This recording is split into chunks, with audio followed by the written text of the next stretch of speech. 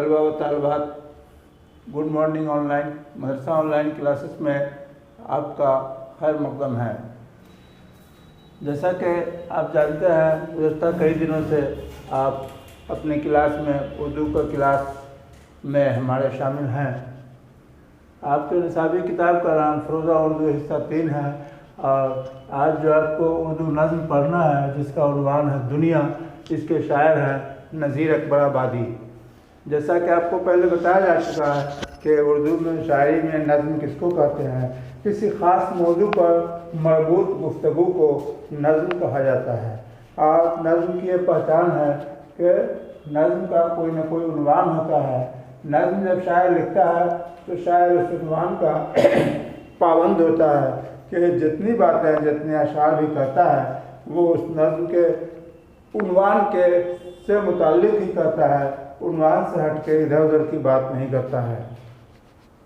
इसके शायर नज़ीर अकबर आबादी बहुत अभी से 200 साल कबल के शायर हैं और कहा जाता है कि नज़्म का पहला तस्वुर उर्दू शायरी में उन्होंने ही रखा था और हिंदुस्तानी मौसम, हिंदुस्तानी कल्चर, हिंदुस्तानी तहज़ीब से मुताल्लिक़ यहाँ के पर्व त्यौहार वगैरह पर उन्होंने बहुत सी नज़में लिखी हैं, जिसके बाद इस सिंफ शायरी को फ़रोग़ हासिल हुआ।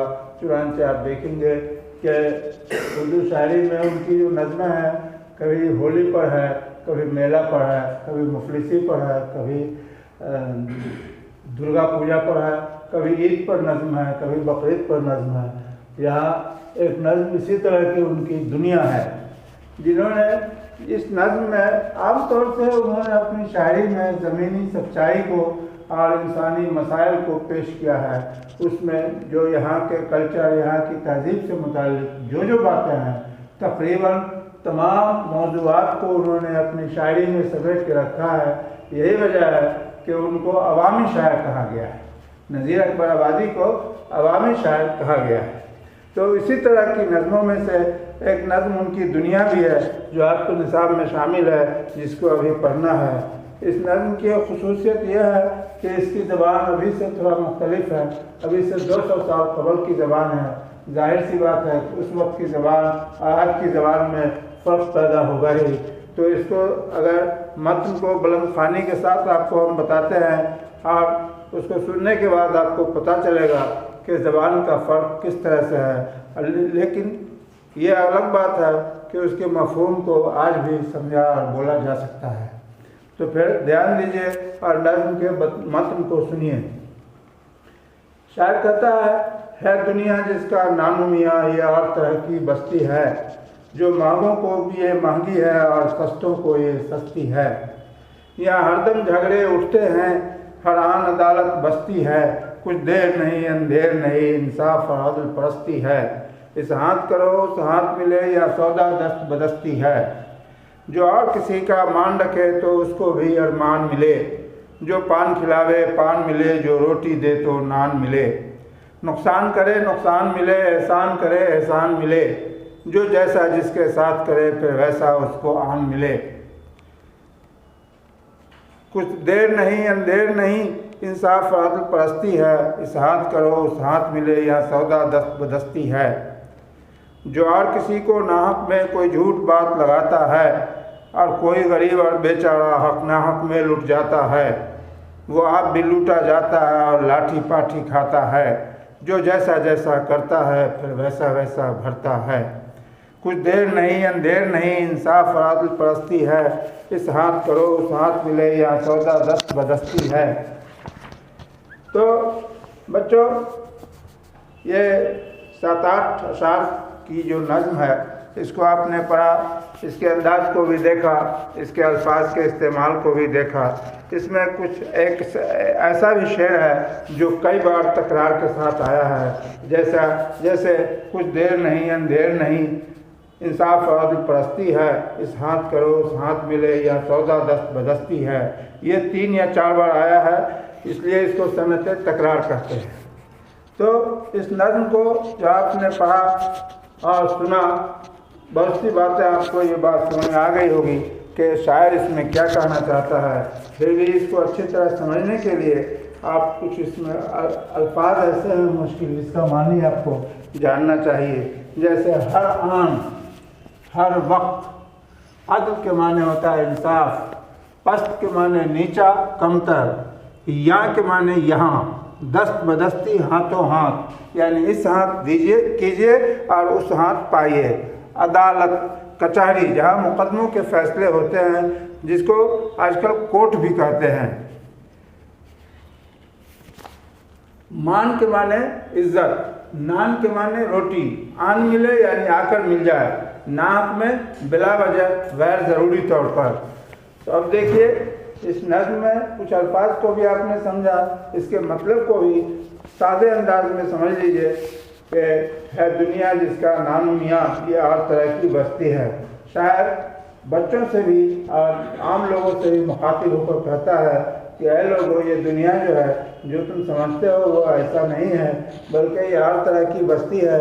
जो महंगों को ये महंगी है और सस्तों को ये सस्ती है। यानी दुनिया में ज़िंदगी आप गुजार रहे हैं, आप जिस ढंग से गुजारना चाहते हैं उसी ढंग की ज़िंदगी आपको मिल जाती है। अगर आप पैसे वाले हैं तो पैसे वाली ज़िंदगी गुजार सकते हैं, पैसे की कमी है, सस्ता कोई चीज़ चाहते हैं तो सस्ती चीज़ें भी आपको मिल जाती हैं। या हरदम झगड़े उठते हैं और आन अदालत बसती है। ये ऐसी दुनिया है, यहाँ का माशरा ऐसा है कि हर वक्त लोग कोई न कोई बात पर इख्तलाफ करते हैं, लेकिन उसी में बाद लोग ऐसे भी होते हैं कि बीच में दो आदमी जब झगड़ रहा है तो बीच में आकर उसका फैसला कर देते हैं और इंसाफ कर देते हैं। यानी हर आन अदालत बसती है। कुछ देर नहीं अंधेर नहीं, इंसाफ और परस्ती है। आज की दुनिया में शायर का कहना है, किसी काम में देर और अंधेर नहीं है, यहाँ हर वक्त इंसाफ और अदल मिलता है। इस हाथ करो उस हाथ मिले, यहाँ सौदा दस्त बदस्ती है। यानी यहाँ इस हाथ करो उस हाथ मिल जाएगा, यानी दस्त बदस्ती सौदा, यानी नफ्स सौदा मिल जाएगा। जिस तरह दुकान में आप जाते हैं, नफ्स पैसा दीजिए सौदा लीजिए, उसी तरह दुनिया का भी मामला है। यहाँ का सौदा भी दस्त बदस्ती है, यानी जैसा कीजिएगा वैसा पाइएगा। आगे है, जो आज किसी का मान रखे तो उसको भी मान मिले, जो पान खिलावे पान मिले, जो रोटी दे तो नान मिले। यानी जो किसी की इज्जत करेगा तो दूसरे भी उसकी इज्जत करेंगे। किसी को पान खिलावेगा तो पान मिलेगा, रोटी देगा तो नान मिलेगा, यानी रोटी मिलेगा। इसका मतलब ये नहीं है कि हम किसी को पान खिलाएं तो कल हो कि हमको भी पान खिलाएं। यानी जिस ढंग से आप जिससे मिलिएगा, जिस अंदाज से मिलिएगा, तो लोग भी आपसे उसी अंदाज से मिलेंगे। नुकसान करे नुकसान मिले, एहसान करे एहसान मिले। अगर आप किसी दूसरे का नुकसान करते हैं, हमेशा यही सोचते हैं कि उसका बिगाड़ दिया, तो आपका इससे कुछ बनने वाला नहीं है, आपको भी नुकसान होगा। और अगर किसी के साथ नेकी करते हैं, एहसान करते हैं, तो दूसरों भी आपके साथ नेकी और एहसान करेंगे। जो जैसा जिसके साथ करे फिर वैसा उसको आन मिले। यानी जो जैसा जिसके साथ करेगा वही अमल फिर दोबारा उसके साथ भी आके मिलेगा। आप आज भी वैसे भी सुन रहे हैं, जैसी करनी वैसी भरनी, यानी जो कीजिएगा वही मिलेगा। कुछ देर नहीं अंधेर नहीं, इंसाफ वाली परस्ती है। इस हाथ करो उस हाथ मिले, यहाँ सौदा दस्त बदस्ती है। जो और किसी को नाहक में कोई झूठ बात लगाता है, यानी किसी को कोई झूठी बात लगाता है, इल्ज़ाम लगाता है, और कोई गरीब और बेचारा अपने हक में लुट जाता है, और झूठे इल्ज़ाम की वजह से कोई गरीब और मजबूर आदमी नाहक में लुट जाता है, तो फिर उसका अंजाम क्या होता है कि इल्ज़ाम लगाने वाले का अंजाम कि वो आप भी लूटा जाता है और लाठी पाठी खाता है। आज किसी गरीब के साथ जुल्म करेगा, जुल्म की हालत रहेगी। किसी दबंग के साथ जुल्म किया तो उसका जवाब जोरदार ढंग से उसको मिल जाता है। वो आप भी लूटा जाता है और लाठी पाठी खाता है। जो जैसा जैसा करता है फिर वैसा वैसा भरता है। यानी जैसा काम करता है वैसा ही उसको अंजाम और फल मिल जाता है। कुछ देर नहीं अंधेर नहीं, इंसाफ और अदल परस्ती है। इस हाथ करो उस हाथ मिले, यहाँ सौदा दस्त बदस्ती है।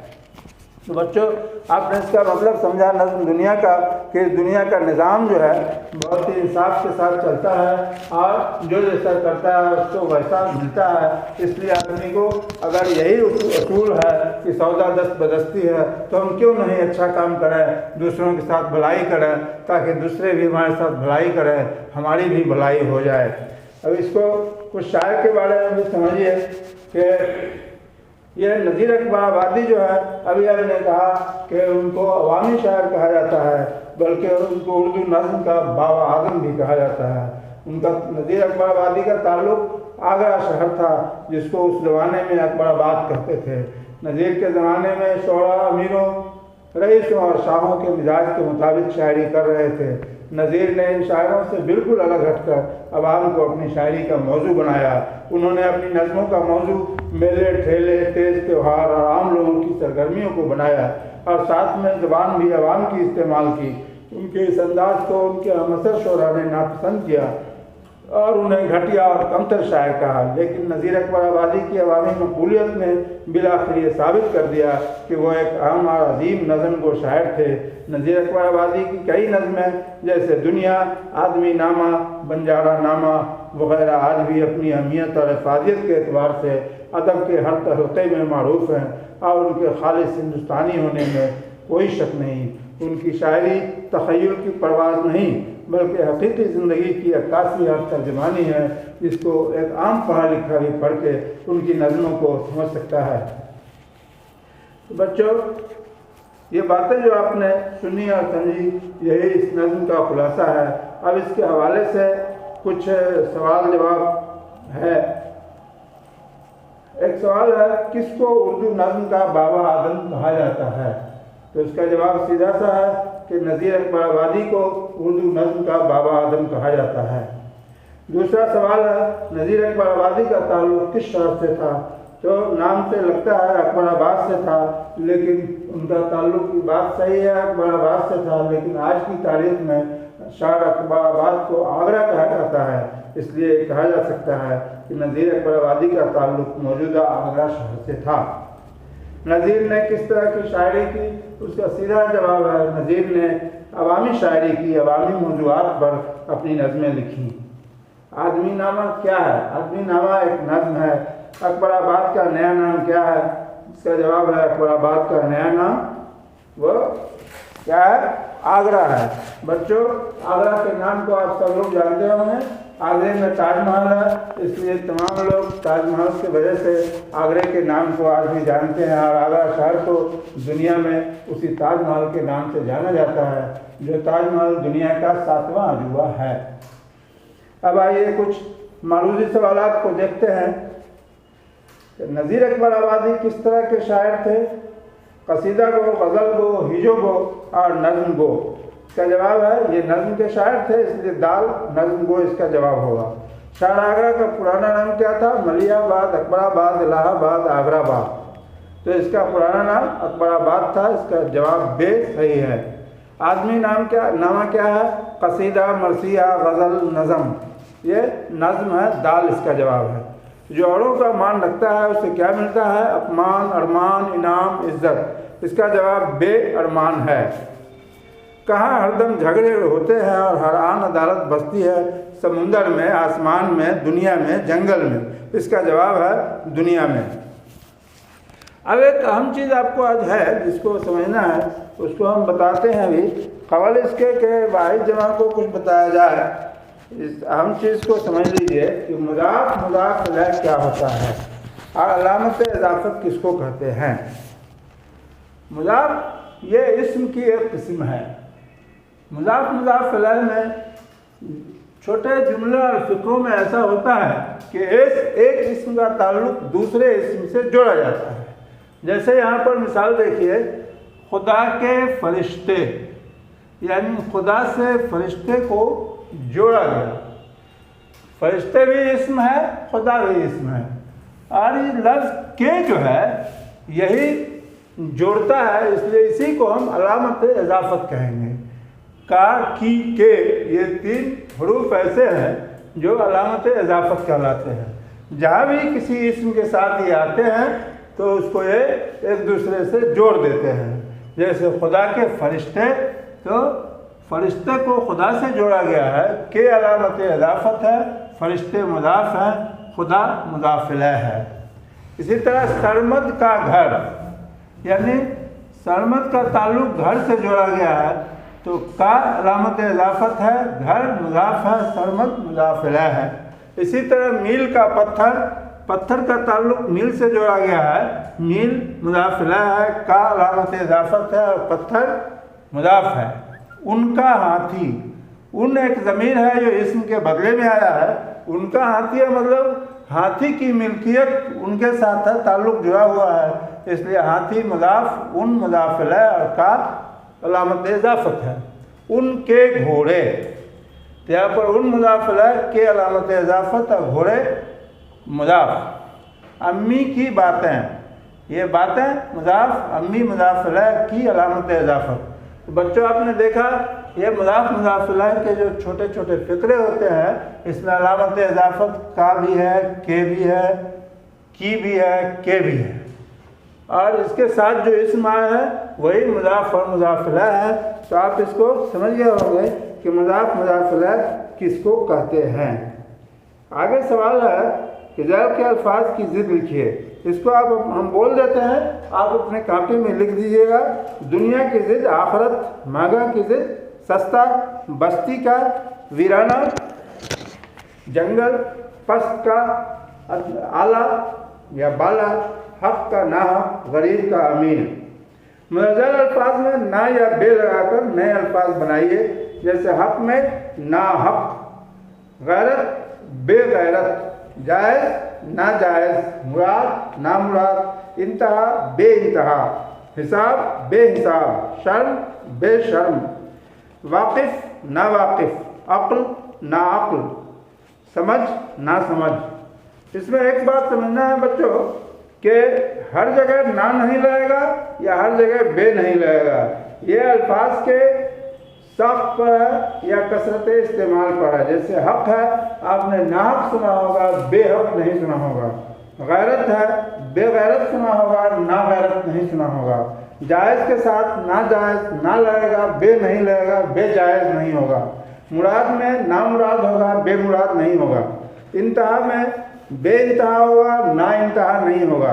हिसाब बेहिसाब होगा, ना हिसाब नहीं होगा। शर्म में बेशर्म होगा, ना शर्म नहीं होगा। वाकिफ़ में ना वाकिफ़ होगा, बेवाकिफ़ नहीं होगा। अक्ल में ना अक्ल होगा, बेअक्ल नहीं होगा।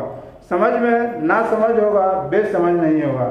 करने का मतलब ये है कि ना और बे दोनों ही नेगेटिव और मनफी हरूफ हैं, जिसमें भी लगता है उसको नेगेटिव बना देता है। लेकिन ये ना और बे भी मौका और महल से लगते हैं। न हर लफ्ज़ में ना लगेगा, न हर लफ्ज़ में बे लगेगा। जहाँ ना लगेगा तो बे नहीं लगेगा, बे लगेगा तो ना नहीं लगेगा। तो बच्चों आपने अल्फाज, अज़दाद और अल्फाज को समझा, ना और बे के इस्तेमाल को समझा, नज़्म के खुलासा को पढ़ा, मुज़ाफ़ मुज़ाफ़ इलैह को समझा। तो इसी बात पर हम अपनी बात मुकम्मल करते हैं। और आपको अगर इसमें कोई कमी या गलत बात नज़र आए तो आप कमेंट बॉक्स में अपने एतराज़ को ज़रूर डालिए, ताकि हम उसका तशफ़ी बख्श जवाब आपको